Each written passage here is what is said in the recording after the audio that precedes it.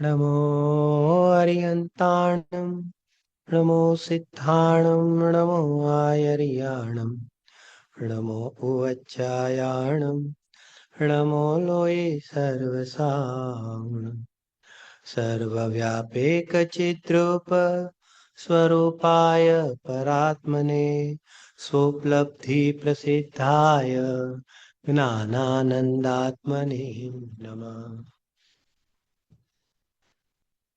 આચાર્ય ભગવાન કુનકુન દેવ દ્વારા રચિત પ્રવચન સાર ગ્રંથાધિરાજ બિરાજમાન છે અને તે પ્રવચન સાર ગ્રંથાધિરાજમાં જ્ઞેય તત્વ પ્રજ્ઞાપન પર આપણો સ્વાધ્યાય ચાલે છે અને જ્ઞેય તત્વ પ્રજ્ઞાપનના અંતર્ગત એક દ્રવ્ય સામાન્ય અધિકાર, એક દ્રવ્ય વિશેષ અધિકાર અને ત્રીજા નંબરનો કયો અધિકાર છે?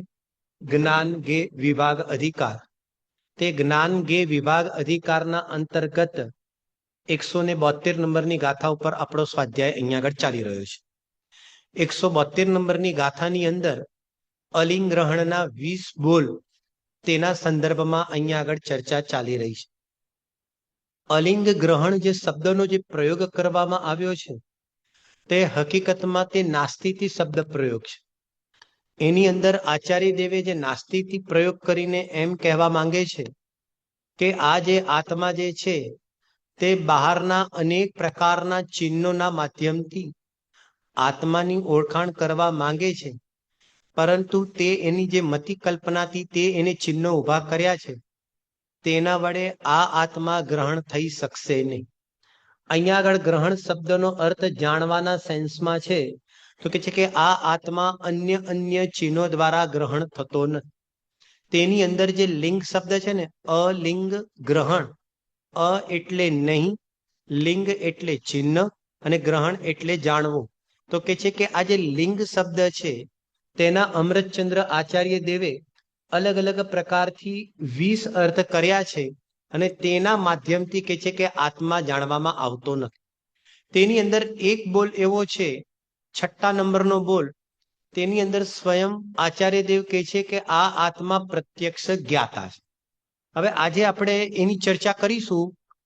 4 નંબરનો બોલ, 5 નંબરનો બોલ અને 6 નંબરનો બોલ, આ ત્રણની સાથે આપણે ચર્ચા કરીશું. શું એની વ્યવસ્થા છે એ પ્રમાણે આપણે જોઈશું.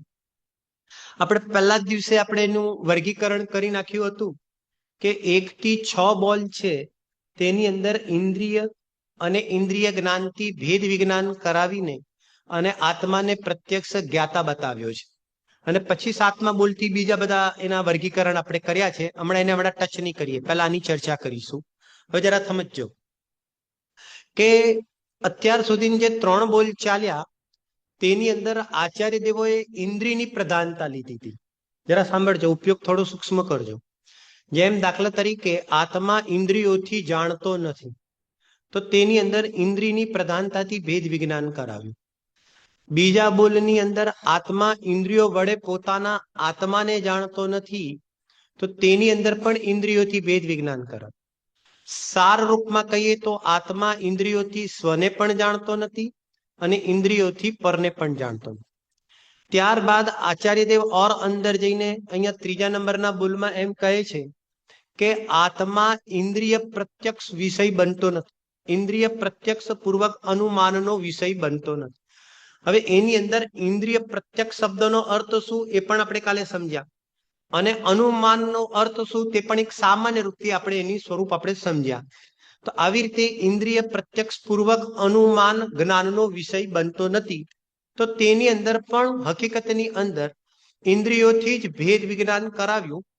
હવે જરા સાંભળજો, એમાં શું કહેવા માંગે છે કે આ આત્મા 3જા નંબરના બોલની વાત ચાલે છે, તો જ આપણે 4થો 5મો 6થો સમજી શકીશું કે આ આત્મા કોઈ ઇન્દ્રિયોના માધ્યમથી, એટલે શું કે હું દાખલા તરીકે ચક્ષુ ઇન્દ્રિયના માધ્યમથી કોઈ આ અન્ય જીવ છે એવું અનુમાન લગાડવું તો કે છે કે તેના માધ્યમથી મને એ આત્માની ઓળખાણ નહીં થાય. સરળ થઈ ગયું.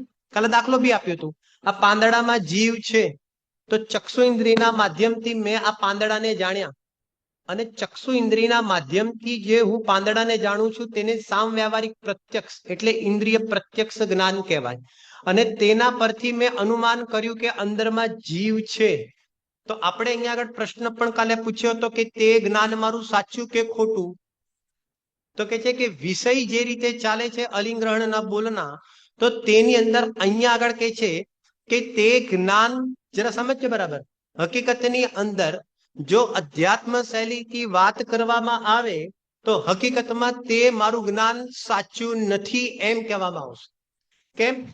હવે કેમ એનો જવાબ આપણને ચોથા, પાંચમા અને છઠ્ઠા બોલથી આપણે એને સ્વરૂપ સમજીશું.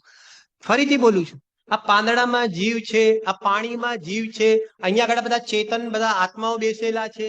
તો કે છે કે હું આ ઇન્દ્રિય પ્રત્યક્ષ બધાને જોઈ રહ્યો છું કે નથી જોઈ રહ્યો? તો કે છે કે આ બધું મારું જ્ઞાન સાચું છે કે ખોટું છે? લોક વ્યવહારની દ્રષ્ટિથી ભલે તમે એને સાચું કહી દો, અથવા તો લોક વ્યવહારમાં તેવી રીતે જ વ્યવહાર થશે, એકબીજા સાથે આપલેનો વ્યવહાર તો એવી રીતે જ થશે, બધા એવી રીતે જ કરે. પરંતુ અત્યારે વિષય તે નથી ચાલતો. અત્યારે આત્માનો નિર્ણય કેવી રીતે કરવો, અથવા તો કયા નિર્ણયથી આ આત્માને જાણ્યો કહેવાય, તેની પ્રધાનતાથી અહીંયા આગળ વાત ચાલી રહી છે. બીજો પોઈન્ટ કહું છું કે મારો આત્મા પણ આ બધા આત્માનો જે નિર્ણય કરે છે, તો એ નિર્ણય પણ મારો સાચો ક્યારે કહેવાય તે મુદ્દાથી અહીંયા આગળ વાત ચાલી રહી છે. પોઈન્ટ પકડાય છે કે નહીં? અત્યારે મારા જ્ઞાનમાં તમે બધા આત્મા છો, તો તે જ્ઞાન મારું ખોટું નથી, પણ તે મારું જ્ઞાન સમ્યક નથી એમ અહીંયા આગળ કહેવા માંગે છે. બંનેમાં ડિફરન્સ ખ્યાલ આવે છે કે નહીં? હવે જરા સાંભળજો. ચોથા બોલની અંદર શું શબ્દનો પ્રયોગ કર્યો છે સ્ક્રીન ઉપર? આત્મા અનુમાનથી જ જણાવવા યોગ્ય નથી એમ લખ્યું છે. હવે કેવળમાં બહુ માલ છે, એક એક શબ્દની અંદર બરાબર જરા થોડું સાંભળજો. આત્મા કેવળ અનુમાનથી જ શબ્દ પણ આવ્યો. આત્મા કેવળ અનુમાનથી જ જણાવવા યોગ્ય નથી. એનો અર્થ શું થઈ ગયો કે અહીંયા આગળ માત્ર અનુમાન જ્ઞાનથી જ તે જણાવવા યોગ્ય નથી. હવે શું કે છે પેલા બોલ સમજો, ચોથા નંબરનો બોલ, કે બીજાઓ દ્વારા આ આત્માને એ અનુમાન જ્ઞાન લગાવીને એ આત્માને જાણે એવો તે જ્ઞેય પદાર્થ નથી. ફરીથી અત્યાર સુધીની ઇન્દ્રિયોના બોલ ચાલ્યા કે આ જડ ઇન્દ્રિયથી સામેવાળા જણાતા નથી, તે વાત તો ગઈ. હવે એની અંદર આવીને હવે અહીંયા શેનાથી ભેદ વિજ્ઞાન કરાવે છે? સાંભળજો. હવે અહીંયા આગળ ખરેખર ઇન્દ્રિય જ્ઞાનથી ભેદ વિજ્ઞાન કરાવે છે. વિષય હવે થોડોક અંદર ગયો, પોઈન્ટ પકડાય છે કે નહીં? આ ઇન્દ્રિય જ્ઞાન ખબર ના પડી. ઇન્દ્રિય જ્ઞાન, અરે આ ચક્ષુ ઇન્દ્રિયના માધ્યમથી જે તમને જ્ઞાન થયું તેને તો ઇન્દ્રિય જ્ઞાન કહેવાય, પરંતુ તેનાથી આગળ મનના માધ્યમથી જે પણ કઈ તમને બધાને જ્ઞાન થાય છે તેને પણ ઇન્દ્રિય જ્ઞાન કહેવાય. હવે જરા સાંભળજો. જે મતિ જ્ઞાનના ભેદ બતાવ્યા ને તત્વાર સૂત્રકારે, કયા કયા બતાવ્યા શરૂઆતના? અવગ્રહ, ઈહા, અવાય અને ધારણા. તો આ જે ચાર જ્ઞાન છે ને, તો આ ચાર જ્ઞાન તો ઇન્દ્રિય અને મનના નિમિત્તથી થશે. આ એક વાત થઈ. જરા વિષય થોડો મતલબ કે શબ્દના પ્રયોગો બધા પ્રવચન સારના છે, એટલે થોડી શૈલી ઓછી ચાલતી હોય ને, એટલે એનાથી આપણે પરિચિત ઓછા હોઈએ. પરંતુ આપણે વારંવાર સમજીશું ને તો પકડાશે વિષય શું કહેવા માંગે છે. બરાબર? હવે જરા ફરીથી બોલું છું કે મતિ જ્ઞાનના જે અવગ્રહ, ઈહા, અવાય અને ધારણા, આ જે બધા ભેદ બતાવવામાં આવે છે, તો ઇન્દ્રિય અને મનના નિમિત્તથી જેને કહેવાય કે તેના ભેદ જોવામાં આવશે. પણ પછી જે સ્મૃતિ જ્ઞાન થયું ને, સ્મૃતિ પછી પ્રત્યભિજ્ઞાન, તર્ક, અનુમાન, તો આ બધા જ્ઞાનને શેની જરૂર પડશે? કે મનની જરૂર પડશે. તમે સ્મૃતિ ક્યાં કરો છો? તો ચક્ષુ ઇન્દ્રિયના માધ્યમથી તો તમે અવગ્રહ, અવાય કર્યું. પોઈન્ટ પકડાય છે કે નહીં?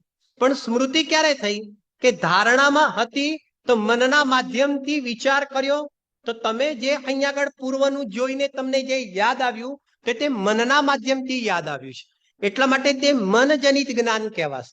અને જે મનજનિત જ્ઞાન કહેવાય તો સિદ્ધાંતમાં પણ મનને પણ શું કહેવામાં આવી છે? અને મનને પણ શું કહેવામાં આવે છે? કે ઇન્દ્રિય કહેવામાં આવી છે. તદ ઇન્દ્રિય ઇન્દ્રિય નિમિત્તમ તત્વાર સૂત્રનું સૂત્ર છે. તો કે છે કે સમજો, અનિન્દ્રિય એટલે નો ઇન્દ્રિય અને નો ઇન્દ્રિય એટલે મન. આ શબ્દના પ્રયોગ સમજો બરાબર. તો આવી રીતે મનના માધ્યમથી પણ જે તમને સ્મૃતિ, પ્રત્યભિજ્ઞાન, તર્ક અને અનુમાન સુધી, તો એ જેટલા પણ તમને જ્ઞાન છે તે બધા કયા છે? એ મનજનિત છે. અને મનજનિત જ્ઞાનને પણ અહીંયા આગળ શું કહેવામાં આવશે? કે ઇન્દ્રિય જ્ઞાન કહેવામાં આવે છે. અહીંયા આગળ હવે આ જે ચોથા નંબરના બોલમાં એમ કહે છે કે માત્ર અનુમાન લગાડીને આ બીજાના આત્માનો આવી રીતે નિર્ણય કરે એવો તે જ્ઞેય પદાર્થ નથી. કયો તે જ્ઞેય પદાર્થ નથી? સાંભળજો, તમે જે જિનેન્દ્ર ભગવાનના દર્શન કરો છો, મારો પ્રશ્ન એ છે કે તમે શું વિચારીને દર્શન કરો છો? મારે ઓલું બાલબોધનું નથી પૂછવાનું કે એમને 4 ઘાતી કર્મનો ક્ષય કર્યો છે એટલા માટે અમે દર્શન કરીએ છીએ, એમાં નથી જવાનું. અત્યારે ચાલતા વિષયને ટચ કરવાનો છે, બરાબર? તમે જિનેન્દ્ર ભગવાનની પ્રતિમા જોઈ. હવે જે જિનેન્દ્ર ભગવાનની પ્રતિમા જોઈ તો આ ભગવાન છે એ તમે કેવી રીતે જાણ્યું? આ મારો પ્રશ્ન છે.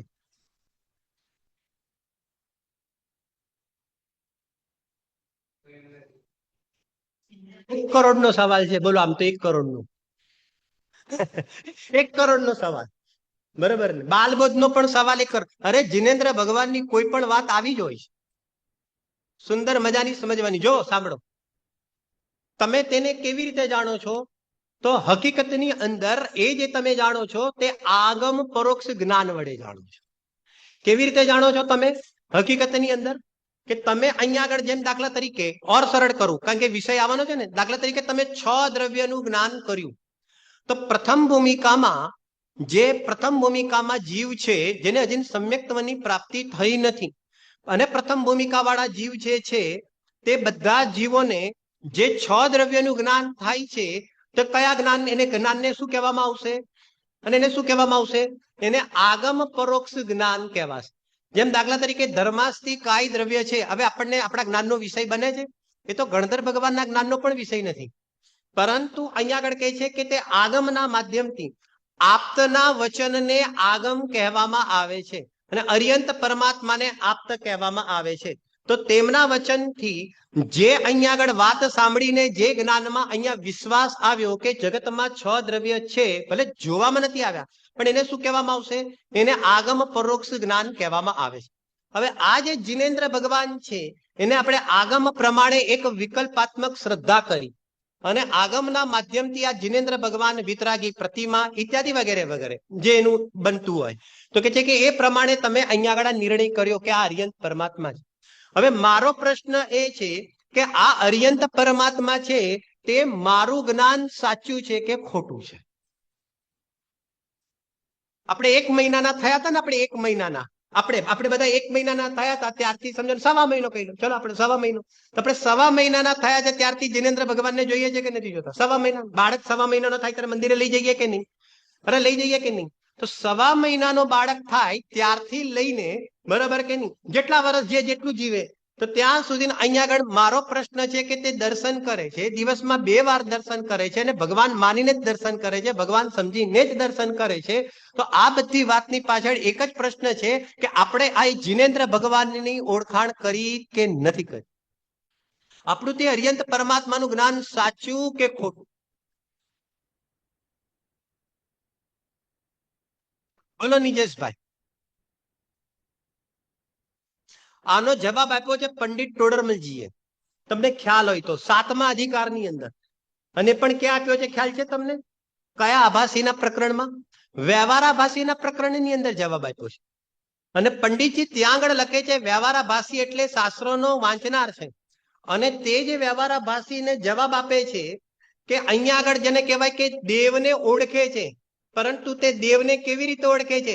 કે અસમાન જાતિ દ્રવ્ય પર્યાયથી આ દેવ છે તેવી રીતે ઓળખે છે.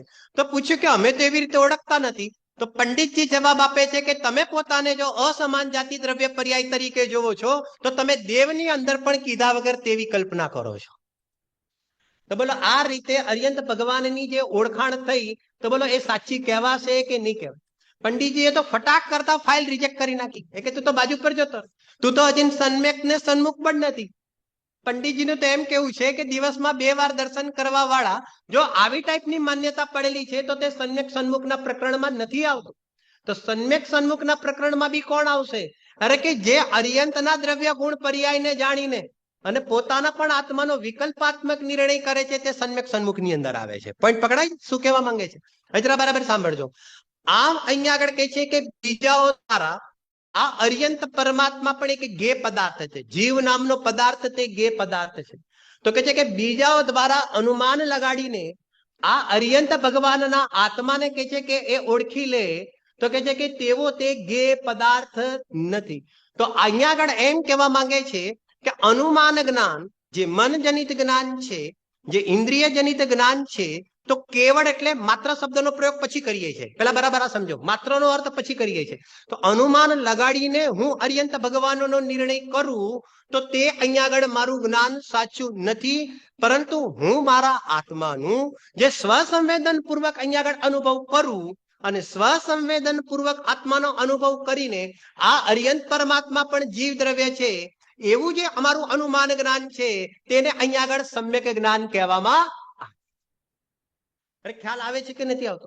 તો અનુમાન જ્ઞાને શું કર્યું? બરાબર સાંભળજો, અનુમાન જ્ઞાને શું કર્યું તો પછી અનુમાન જ્ઞાનનો રોલ શું, જરા બરાબર સમજો આજે વિષય. જ્યારે આ આત્મા નિર્ણય કરવા માટે નીકળ્યો છે ત્યારે નિર્ણય કરતો કરતો અહીંયા આગળ આપણે કાલે વિચાર કર્યો હતો ને, સ્મૃતિ, પ્રત્યભિજ્ઞાન, તર્ક અને અનુમાન. તો તર્ક જ્ઞાન થી અહીંયા આગળ અનુમાન જ્ઞાન સુધી પહોંચ્યો. હવે તર્ક જ્ઞાન થી જ્યાં જ્યાં પર્યાય ત્યાં ત્યાં દ્રવ્ય, જ્યાં જ્યાં સમોસરણ ત્યાં ત્યાં અર્યંત ભગવાન, આ બધા એના તર્ક જ્ઞાન કહેવાય. જ્યાં જ્યાં ચેતના ત્યાં ત્યાં આત્મા, જ્યાં જ્યાં સ્પર્શ રસ ગંધ વર્ણ ત્યાં ત્યાં પૂતગલ, આ બધા એના તર્ક જ્ઞાન કહેવાય. અને આ અર્યંત પરમાત્મા છે, બરાબર કે નહીં? કેમ નથી? અહીંયા આગળ અર્યંત પરમાત્મા છે કારણ કે મને સમોસરણ દેખાય છે. તો સમોસરણ થી અર્યંત પરમાત્માનો નિર્ણય કર્યો તો આ અનુમાન જ્ઞાન. આ બધા બારના ઉદાહરણ આપ્યા. અહીંયા આગળ હવે સાંભળજો બરાબર, આત્માની અનુભૂતિ પહેલા નિયમથી, જરા સાંભળજો, આત્માની અહીંયા આગળ જે અનુભૂતિ થાય એના પહેલા નિયમથી તેને અહીંયા આગળ અનુમાન જ્ઞાન અવશ્ય થશે. આ નિયમ છે. પૂજ્ય સોગાનીજીના બોલની અંદર પણ આ વાત આવી છે કે અનુમાન જ્ઞાન વડે પણ આત્માનો અનુભવ નહીં થાય. અને તરત જ કે છે કે અનુમાન જ્ઞાનથી પણ આત્માનો અનુભવ નહીં થાય. શું કીધું? અનુમાન વડે આત્માનો અનુભવ નહીં થાય અને અનુમાન જ્ઞાન વગર પણ આત્માનો અનુભવ એ કહે છે કે નહીં થાય. તો ત્યાં શું કહેવા માંગે છે બરાબર સમજો. તો જ્યારે આત્માનો નિર્ણય કરવા જાય છે તો અહીંયા આગળ કહે છે કે એને અનુમાન જ્ઞાન હોયા વગર રહેશે નહીં. કારણ કે અહીંયા સુધી તો એ આવશે, એ પગથિયા સુધી તો આવશે. જો પગથિયા સુધી પણ નહીં આવે તો અહીંયા આગળ કહે છે કે અંદરમાં એન્ટર નહીં થાય. આત્મ સ્વભાવમાં એન્ટર થવા પહેલા, આત્માના દાદર ચડ્યા પહેલા, એની પહેલા જે દાદર આવે છે તે પણ આત્મા સંબંધીના છે, પણ ત્યાં આગળ આવશે તો જ તે અંદરમાં એન્ટર થશે.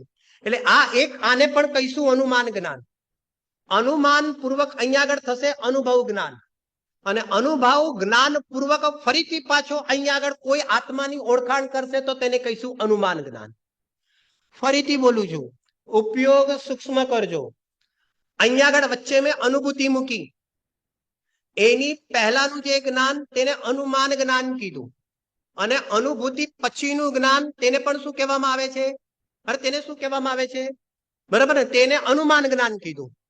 આ જે અનુમાન જ્ઞાન છે તે સમ્યક્ત્વ પહેલાનું અનુમાન જ્ઞાન છે, અને આ જે અનુમાન જ્ઞાન છે તે સમ્યક્ત્વ પછીનું અનુમાન જ્ઞાન છે. ઠીક છે? ખ્યાલ આવે કેમ ને? અહીંયા આગળ જે બોલ ચાલી રહ્યો છે તેની અંદર કહે છે કે માત્ર અનુમાન જ્ઞાનથી આત્માનો નિર્ણય કરે તેવો તે ગેય પદાર્થ નથી. એટલે કે ખાલી આટલું અનુમાન લગાડીએ પણ અનુભવ ના કરે અને તેને આત્માની ઓળખાણ થઈ જાય તો કે છે કે તેવો તે ગેય પદાર્થ નથી. અરે ખ્યાલ આવે છે કે નથી આવતો? હવે એક સરળ દાખલો આપો એટલે જલ્દી ખ્યાલ આવે. તમારા ઘરે પાઉંભાજી બને છે. હવે એમાં કોઈ બધાએ મૌન રહેવાની જરૂર નથી. એમાં કઈ એટલે એમાં ડાયા થવાની જરૂર નથી. બનતી હોય તો આ પાડી દેવાની. એમ બને છે કે નથી? ફટાફટ બોલો. પછી બોલે છે, બરાબર ને? હવે કેવું હોય કે છોકરાએ ઓર્ડર આપી દીધો, આપણા છોકરાઓએ કે ભાઈ મમ્મી આજે સાંજે પાઉંભાજી બનાવજે. હવે મમ્મીએ તો સાંજે સમજો કે કેળા છે, વટાણા છે, ટામેટા છે, બધો છુંદો કરી નાખ્યો કુકરમાં બાફીને. હવે તપેલી અંદર બધો છુંદો મૂકી દીધો બધો ભેગો કરીને. બરાબર. હવે છોકરો રમતો રમતો ઉપર આવ્યો અને ઘરની અંદર એન્ટર થાય છે. હવે ઘરની અંદર એન્ટર થાય તો બોલો એને પાઉંભાજી બનાવી જેવી ખબર પડી કે ના પડી? હજી એને જોયું નથી, તમારું લોયું નથી જોયું. હવે એને ખબર પડી કે નહીં કે પાઉંભાજી બની છે કે નથી બની? સાંભળજો બરાબર. સવાર તો વાર્તાલાપ હતી, જરૂરી થોડું છે કે ભાગ્યમાં સાંજે પાઉંભાજી જ આવે. લોજિક સમજો તમે શું કહેવા માંગે છે બરાબર સાંભળજો. ભાઈ તમે લોહીઓ મૂક્યું છે, અંદરમાં તમે બધું બાફેલું બધું મૂકી દીધું છે, બરોબર કે નહીં? બધી વ્યવસ્થા કરી છે. હવે છોકરો જેવો રમેશભાઈ એન્ટર થયો એ જ વખતે શું થયું કે અંદર મેં એન્ટર તો થયો, હજી રસોડામાં નથી ગયો, પરંતુ ઓલા બેને શું કર્યું કે પાવભાજીની અંદર છંદો મૂક્યો હતો ને, અને પછી તરત જ મોતીલાલનો મસાલો નાખ્યો. મોતીલાલને ઓળખો છો? અમારા બોમ્બેનો પ્રસિદ્ધ મસાલો છે પાવભાજીનો. તો કે છે કે મોતીલાલનો અહીંયા આગળ થોડો મસાલો નાખ્યો. હવે જેવો મસાલો નાખે ત્યારે શું થાય? અરે શું આવે? સ્મેલ આવે કે ના આવે? પહેલા સ્મેલ આવતી હતી. અરે પહેલા સ્મેલ આવતી હતી. અચ્છા, કેળા હતા, વટાણા હતા અને ટામેટા હતી, પણ એ બધાનો છુંદો કરીને અહીંયા આગળ ગરમ કરતા હતા અને આપણે ભાગતા હતા ત્યારે સ્મેલ આવતી હતી કે નથી આવતી? પણ જેવો અહીંયા આગળ મોતીલાલનો મસાલો નાખ્યો તો તરત જ મોતીલાલનો મસાલો નાખવાની સાથે અહીંયા આગળ શું આવી ગઈ? અરે શું આવી ગઈ? સ્મેલ આવી ગઈ. કોને સ્મેલ આવી? બધાને આવી ભાઈ. મમ્મીને તો આવી, પણ છોકરાઓને પણ આવી ગઈ. બરાબર કે નહીં? હવે ઓલા છોકરાએ શું નિર્ણય કર્યો? અરે બોલો બરાબર ને? ઓલા છોકરાનો નિર્ણય શું છે? અને અને સ્મેલ બી જોરદાર આવી. સ્મેલ કેવી આવી? અરે સ્મેલ કેવી આવી? કે જોરદાર આવી. બોલો પાવભાજી કેવી બની છે તેનો પણ ખ્યાલ આવી જાય કે ના આવી જાય? અરે બોલો ને ભાઈ, પાવભાજી કેવી બની છે તે ખ્યાલમાં આવી જાય કે નહીં? કે આજે પાવભાજી કેવી બની છે? અરે અત્યારે બની કેવી રહી છે? કે ટોપ કેમ? કારણ કે સ્મેલ કેવી આવી? જોરદાર આવી. બરાબર કે નહીં? મારો પ્રશ્ન એ છે કે એની જે પાવભાજી જે જોરદાર બની છે એની એને જે સ્મેલ લીધી છે તો તે સંબંધીની પાવભાજીનું તેને જ્ઞાન સાચું કે ખોટું?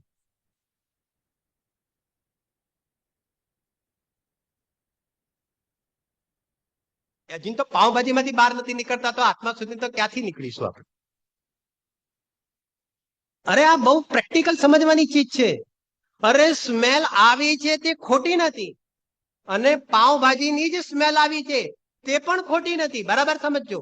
અને સારી બની છે તે પણ અહીંયા આગળ વાત ખોટી નથી. આમ હોવા છતાં પણ એનું જે માત્ર અનુમાન જ્ઞાન, ખ્યાલ આવે છે કે નહીં? હજી એને પાવભાજી જોઈ નથી, પણ એને સ્મેલ લીધી છે. તો સ્મેલ પરથી પાવભાજીનો નિર્ણય કરવો તેને અહીંયા આગળ માત્ર અનુમાન જ્ઞાન કહેવાય. અને પછી જમતા બેસતા વખતે જ્યારે મોઢામાં પાવભાજી મૂકવામાં આવે છે અને તેનો જે ટેસ્ટ લેવો તેને અહીંયા આગળ પ્રત્યક્ષ અનુભવ કહેવામાં આવે. અરે ખ્યાલ આવે છે કે નથી આવતો? બરાબર ને? આ પ્રત્યક્ષ વેદન શું છે અને સ્વાનુભવના પહેલાનું વેદન શું છે? કે જ્યારે જ્યારે પણ આત્માની અનુભૂતિ થાય તો તેના પહેલા આત્માની સ્મેલ આવે કે ના આવે? અરે આત્માની સ્મેલ સમજવાની, ભાષા સમજવાની. આત્માની સ્મેલ આવે કે નહીં? અરે સાંભળજો બરાબર. અરે અહીંયા ભગવાન આત્મા બી હતો. નિજેશભાઈ સાંભળજો. અહીંયા આગળ કેળા પણ હતા, અહીંયા વટાણા પણ હતા, ટામેટા પણ હતા, પાવભાજીની બધી સામગ્રી પણ હતી. એ બધો અહીંયા છુંદો કરેલો હતો, બધું મટીરિયલ પણ હતું, પરંતુ હજી સુધી શું નતું નાખ્યું? અરે હજી સુધી, કારણ કે તેને જ પાવભાજી કહેવાશે. જો મોતીલાલ ને ગાયબ કરો તો તેને શાક કહેવાય, પાવભાજી ન કહેવાય.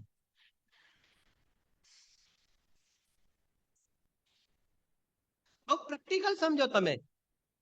જે પૂજ્ય સોગાનીજી કહે છે કે અનુભવ વગર પણ, અનુમાન જ્ઞાન વગર પણ આત્માની અનુભૂતિ નથી, અને અનુમાન જ્ઞાનથી પણ આત્માની અનુભૂતિ નથી. તો આ બંનેનું વાચ્ય શું કહેવા માંગે છે? કે કોઈ જીવ એમ કે જેમ અહીંયા મસાલો ના નાખવું, બરાબર કે નહીં, અને છોકરાને ડફળ બનાવી દઉં અને શાક આપી દઉં, એમ કોઈ એમ કે તર્ક યુક્તિ વગર નિર્ણય ના કરવું, અને અહીંયા આગળ હું સીધે સીધો આત્મા તો છું અને ઓગે ઓગે આત્મા સમજી લઉં અને મને આત્માનો અનુભવ થઈ જાય, વાત રહેતી નથી. અરે સમજાય છે કે નથી સમજાય? આ તર્ક યુક્તિ આગમનું સેવન, યુક્તિનું અવલંબન. યુક્તિનું અવલંબનમાં શું લે છે? કે તર્ક યુક્તિથી પ્રમાણ કરવાનું, નહીં જ્ઞાન દ્વારા નિર્ણય કરવાનો કીધો છે. અને એ જયારે નિર્ણય થાય છે તો ત્યાં સુધી પણ જીવ અટકશે. આવો અનુમાન જ્ઞાન સુધી પણ ના આવે, સાંભળજો, તો આત્માનો અનુભવ ના થાય. પરંતુ અનુમાન જ્ઞાનમાંથી જેને કહેવાય કે, સાંભળજો બરાબર, અનુમાન જ્ઞાનમાંથી પસાર તો થાય, પરંતુ જો અહીંયા આગળ તે અનુમાન જ્ઞાન પણ અહીંયા આગળ જેને કેમ કે ચ્યુત થઈને તે પોતાનો જે ઉપયોગ તે સ્વભાવ સન્મુખ થઈને સ્વભાવને જો સ્પર્શ ન કરે તો કેવળ એકલા અનુમાન જ્ઞાન વડે તેનો આત્મા પ્રત્યક્ષ થતો નથી. એ છોકરાને ખાવું પડશે, મોઢામાં મૂકવી પડશે, અને મોઢામાં મૂક્યા પછીનું જે એના પછીનું જે જ્ઞાન છે, હવે ત્રીજા નંબરની વાત, બરાબર ને, આપણે ત્રણે સાથે લઈએ છીએ. હવે અહીંયા આગળ શું થઈ ગયું, અહીંયા શું થઈ ગયું કે પાવભાજી ખવાઈ ગઈ, પેટ ભરાઈ ગયું, બરાબર કે નહીં? હવે હવે બહુ એક સરસ વાત સાંભળજો. હવે અહીંયા આગળ જયારે એનું જમવાનું બી પતી જાય છે, તો હવે મને એમ કહો કે પાવભાજીનું જ્ઞાન છે કે નહીં? તમારી સાથે વાતચીત કરતા વખતે પણ તેને પાવભાજીનું જ્ઞાન છે કે નહીં? ઉપયોગ બીજી જગ્યાએ રમતો હોય તો એ પાવભાજીનું જ્ઞાન છે કે નહીં? અરે બીજી કોઈ વસ્તુ પણ એ ખાતો હોય તો એ વખતે પાવભાજીનું જ્ઞાન છે કે નહીં? બરાબર કે નહીં? તો તે જ્ઞાન ક્યાં આગળ છે? અરે તે જ્ઞાન ક્યાં છે? તો કે છે કે ઉપયોગાત્મક જ્ઞાનમાં નથી, પરંતુ તેના લબ્ધ જ્ઞાનની અંદર તેની ધારણા વર્તે છે. સમજાય છે શું કહેવા માંગે છે, કેવા મતલબ? હવે લબ્ધ જ્ઞાનની અંદર અહીંયા આગળ ધારણા વર્તી રહી છે, જરા બરાબર સાંભળજો. હવે શું થાય છે કે ફરીથી જયારે જેને કહેવાય કે પાવભાજી બીજા કોઈની ઘરે બને છે અને તેની અંદર વળી પાછા મોતીલાલને યાદ કરવામાં આવે છે, અને આ ભાઈ એન્ટર થાય છે અને હજી એને ખાધી નથી પણ એને સ્મેલ લીધી છે, તો હવે સ્મેલના માધ્યમથી જે પાવભાજી સરસ બની છે હજી એને ખાતી નથી, તો આ એનું જે જ્ઞાન છે તે સ્વાનુભવ પછીનું અનુમાન જ્ઞાન છે, અને એ સ્વાનુભવ પછીનું એનું જે અનુમાન જ્ઞાન છે તેને અહીંયા આગળ સમ્યક કહેવામાં આવે છે. અરે ખ્યાલ આવે છે કે નથી આવતો? એક સ્વાનુભવ પહેલાનું અનુમાન જ્ઞાન અને એક સ્વાનુભવ પછીનું અનુમાન જ્ઞાન. તો સ્વાનુભવ પહેલાનું અનુમાન જ્ઞાન હોય છે ના નથી, પરંતુ અહીંયા આગળ કહે છે કે માત્ર અનુમાન જ્ઞાનથી તેનો નિર્ણય કરે એવો તે ગે પદાર્થ નથી, પરંતુ સ્વસંવેદન પ્રત્યક્ષ પૂર્વક અનુમાન જ્ઞાનથી કોઈ અન્ય આત્માને જાણે તો તેનું જ્ઞાન અહીંયા આગળ તેનું સમ્યક કહેવામાં આવે. અરે ખ્યાલ આવે છે કે નથી આવતા? પૂજ્ય ગુરુદેવ શ્રીના વચનો ખ્યાલ આવે છે કે નહીં? તું પરમાત્મા છો એમ નક્કી કર, બરાબર કે નહીં? તું પરમાત્મા છો એમ નિર્ણય કર, તું પરમાત્મા છો એમ અનુભવ કર. પણ પ્રભુ તમે પરમાત્મા છો એમ તો નક્કી થવા દો. એ કે ના, તું પરમાત્મા છે એમ નક્કી થશે ત્યારે આ પરમાત્મા છે એવો વ્યવહાર ત્યારે નક્કી થશે, નિશ્ચય નક્કી કર્યા વિના વ્યવહાર નક્કી થતો નથી. તો તેની અંદર શું છે કે તું પોતે સ્વસંવેદન જ્ઞાન વડે પોતાના ચૈતન્ય સ્વભાવી ભગવાન આત્માનો તું અનુભવ કરે તો ઉપર જે અર્યંત પરમાત્મા છે તે પણ પરમાત્મા છે એવો અહીંયા આગળ અનુમાન જ્ઞાન ક્યારે નક્કી થશે કે સમ્યક દર્શન પૂર્વક અહીંયા આગળ સમ્યક જ્ઞાન પ્રગટ થશે. તો એ સમ્યક જ્ઞાનની અંદર જે અનુમાન જ્ઞાન પ્રગટ થશે તેના દ્વારા જે અર્યંત ભગવાનનો જે નિર્ણય થશે તેને અહીંયા આગળ સમ્યક અનુમાન જ્ઞાન કહેવામાં આવે છે. પણ અનુભવ પહેલા આપણું જેટલું પણ જ્ઞાન અર્યંત પરમાત્મા સંબંધીનું છે ભલે તેને ખોટું નથી કહેતા, પરંતુ તેની અંદર સમ્યકપણાનો આરોપ આપવામાં આવતો નથી. અરે ખ્યાલ આવે છે કે નથી આવતો? જેમ સમજો કે મને પગમાં તકલીફ હોય ને તો હવે હું લાકડી લઈને જઉં, સમજો, બરાબર ને? જવાનો નથી, આ તો વાત કરું છું, પણ લાકડી લઈને જઉં તો તમને બધાને શું થાય? તમે શું જોવો છો? જ્ઞાનમાં શું જોવો? નિલેશભાઈ ને પગમાં તકલીફ છે, બરાબર ને? પગમાં તકલીફ છે, બરાબર, પગમાં તકલીફ લાગે. તમે શું જોઈ? લાકડી જોઈ, બરાબર. હવે પગમાં શું તકલીફ છે તમને ખ્યાલ આવે કે ન આવે? એ કોને ખ્યાલ આવે? અરે ભાઈ, એ કોને? મારા પગમાં તકલીફ છે એ કોને ખ્યાલ આવે? જેનો પગ ભાગ્યો હોય તેને. ખાલી લાકડીથી પગમાં તકલીફ છે એ સાચું જ્ઞાન છે, એ સમ્યક જ્ઞાન છે, બરાબર ને? તો એ સમ્યક જ્ઞાન કોનું? જેનો પગ ભાગ્યો હોય તેનું, બરાબર. તો જેનો પગ ભાગ્યો છે તો બીજાનો પગ ભાગે ત્યારે શું તકલીફ થાય એવું જે સ્વાનુભવ જ્ઞાન જેને પ્રગટ થાય તો તેને જ અહીંયા આગળ બીજાનું અનુમાન જ્ઞાન લગાડીને તેનું જ્ઞાન સમ્યક કહેવામાં આવે. અરે ખ્યાલ છે? આ તો ઘરેલું દાખલા છે, આમાં ક્યાં બહુ બુદ્ધિ લગાડવાની જરૂર છે? ઘરમાં દાજે ને બધા બહેનો ક્યારે દાજે? અરે સરળ થોડું હલકું ફુલકું કરું છું વાતાવરણને. આ હેવી વિષય હોય ને એને થોડા લાઇટ કરવાની પ્રયત્ન કરીએ છીએ, કોશિશ કરીએ છીએ. પણ તમે લોકો રસોઈ બનાવતા હોય ને, રસોઈ બનાવતા હોય અને આ ભાઈઓ જયારે હોય ત્યારે પંચાયત કરવા રસોડામાં આવી જાય, જરા જોજો, ધ્યાન રાખજો, ડાજો ના. એટલે ઉંમર લાયક હોય ને જોજો કહેવાય ને, એમ જરા એમ તો કે છે કે જરા જોજો, ડાજો ના. તમે જરા દાજો ના, દાજો ના. તમે છાનામાના બેહી ને અમે 50 વર્ષથી રસોઈ બનાવીએ છીએ તો દાજેલાનું જ્ઞાન અમને, તમને પરોક્ષ જ્ઞાન છે. અને અમને કયું છે એટલે બહેનોને કયું જ્ઞાન છે? અરે કયું છે? સ્વસંવેદન, સ્વાનુભવ, પ્રત્યક્ષ જ્ઞાન. જરા સમજો આચાર્ય ભગવાન આની અંદર શું કહેવા માંગે છે. આચાર્ય ભગવાન એમ કહેવા માંગે છે કે તું આવી રીતે નિર્ણય કરતો કરતો તારો અનંત કાળ ગયો અને નિર્ણય કરતો કરતો તું એક અનંત કાળ ગઈને તું હજી સુધી સ્વાનુભવ જ્ઞાન સુધી પહોંચ્યો નથી. એનો અર્થ એ થઈ ગયો કે તું અનુમાન જ્ઞાનની અંદર સંતોષાઈ ગયો. આ બહુ ગંભીર વાત છે ભાઈ. સ્વાનુભવ નથી થયો. અહીંયા આગળ 11 અંગ અને 9 પૂર્વનું મને જ્ઞાન થઈ ગયું, છતાં પણ અર્યંત ભગવાનનું શું સ્વરૂપ છે એ કે એનું મને જ્ઞાન ઉદિત ન થયું. કારણ કે મને મારા આત્માનું જ્ઞાન ના ઉદિત થયું.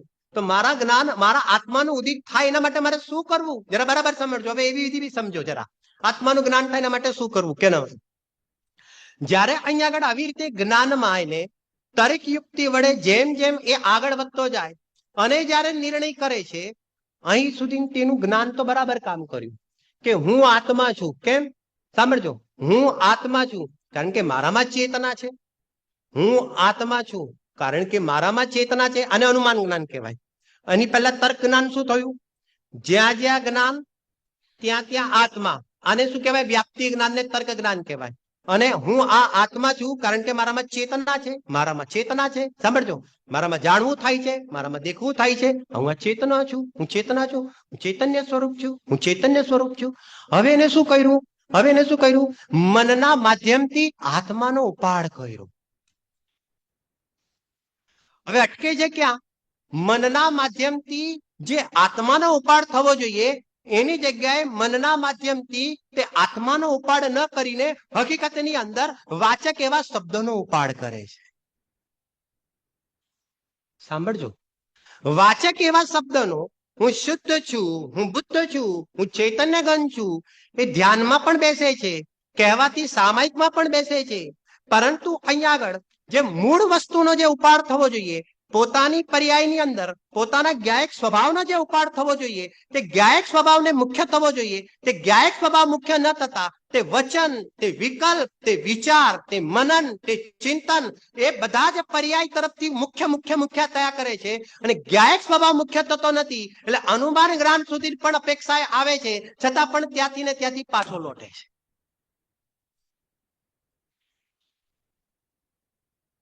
એટલા માટે જરા બરાબર સમજો, એનું કારણ જ એ હતું કે જ્યારે તેને ઉપાડ કર્યો, જ્યારે ચૈતન્ય સ્વભાવને ગ્રહણ કરવાનો જ્યારે તે ઉપાડ કર્યો ત્યારે હકીકતની અંદર સાંભળજો, પહેલેથી જ તેની સ્ટાર્ટિંગ જ ખોટી હતી. અહીંયા આગળ જે કામ કરે છે તે જ્ઞાન કામ નથી કરતું. જરા સૂક્ષ્મ કરજો, ઉપયોગ સૂક્ષ્મ કરજો. અહીં સુધી મનજનિત જ્ઞાન તો તમને બહુ સ્પષ્ટ રૂપથી લાવી દીધા. એક સમીચીન જ્ઞાન સુધી તો જીવ આવી જાય છે. આગમ પરોક્ષ જ્ઞાન વડે ત્યાં સુધી તો પહોંચી જાય છે. પણ અહીંયાથી જે ઉપાડ થવો જોઈએ તે ઉપાડની અંદર જે સમર્પણતા જોઈએ, જે જ્ઞાયકને જ ગ્રહણ કરવાની જે તાલાવેલી જોઈએ, તેનો અહીંયા આગળ તેને અભાવ હોય છે. અને અહીંયા આગળ જયારે આ પ્રોસેસમાં આવે છે તો આ પ્રોસેસની અંદર કસાયો એટલી બધી શાંત થઈ જાય છે, કસાયો એટલી બધી મંદ થઈ જાય છે કે અહીંયા આગળ તેને સારું લાગવા માંગે છે. અહીંયા સારું લાગવા લાગ્યું એનો અર્થ એ થયો કે અનુમાન જ્ઞાન તેને સારું લાગવા લાગે છે. અને અનુમાન જ્ઞાન સારું લાગ્યું એનો અર્થ એ થઈ ગયો કે અનુમાન જ્ઞાનની અંદર તેની એકત્વ બુદ્ધિ રહી જાય છે. અને ઇન્દ્રિય જ્ઞાનની અંદર અનુમાન જ્ઞાનમાં એકત્રિત બુદ્ધિ રહી જાય અને ત્યાં સંતુષ્ટ થઈ જાય છે. એટલે ફટાક કરતા તેનો વીર્ય ઉછળતું નથી અને બેક ટુ પેવેલિયન તેનો ઉપયોગ થઈ જાય છે. અહીંયાથી ઉપાડ જોઈએ ને, જેમ જેમ ભૂખ લાગે તો બાળક માત્ર સ્મેલથી સંતોષ નથી થતો પણ મોઢામાં તે પદાર્થને ગ્રહણ કરે છે.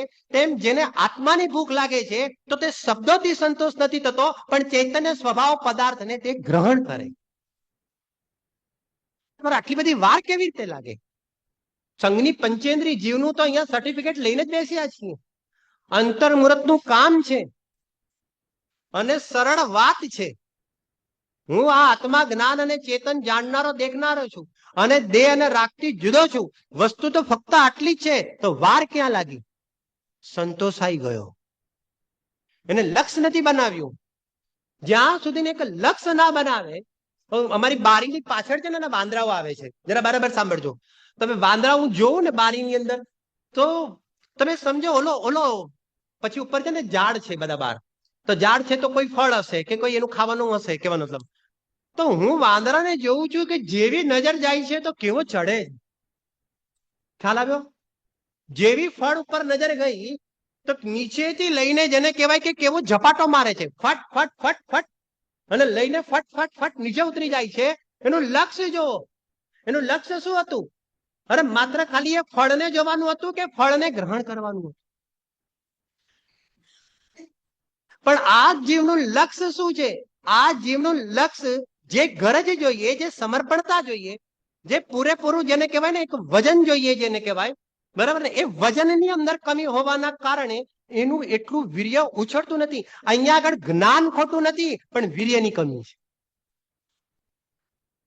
તમારી શું કમી છે ને તેની ઓળખાણ કરો. તમને કોલેસ્ટ્રોલ છે, સમજો, અને દવા તમે અહીંયા આગળ ડાયાબિટીસ ને લઈ કરશો તો કોલેસ્ટ્રોલ મટશે કે નહીં મટે?